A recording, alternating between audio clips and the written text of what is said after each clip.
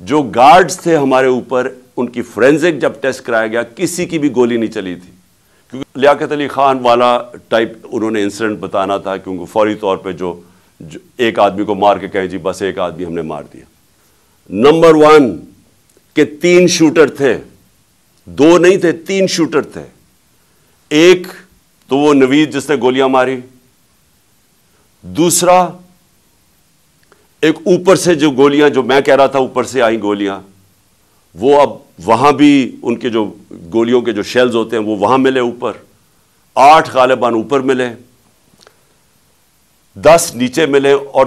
2 اور نیچے ملے جو اور مختلف بندوق سے چلائے ہوئے تھے۔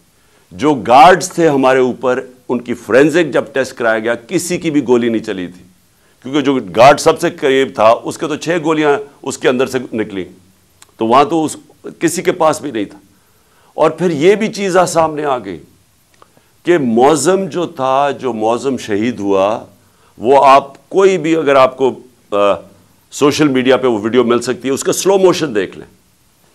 وہ معظم جب جاتا ہے اس کے پیچھے تو جیسے ہی اس کے سامنے آتا ہے نوید کے، اس کو گولی لگتی ہے۔ وہ گولی نہ آگے سے لگتی ہے نہ کنٹینر سے لگتی ہے، وہ گولی کہیں دور سے آ کے لگتی ہے اس کے اس طرف، اور وہ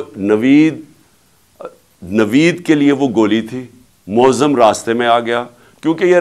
لیاقت علی خان والا ٹائپ انہوں نے انسیڈنٹ بتانا تھا، کیونکہ فوری طور پہ جو ایک آدمی کو مار کے کہیں جی بس ایک آدمی ہم نے مار دیا،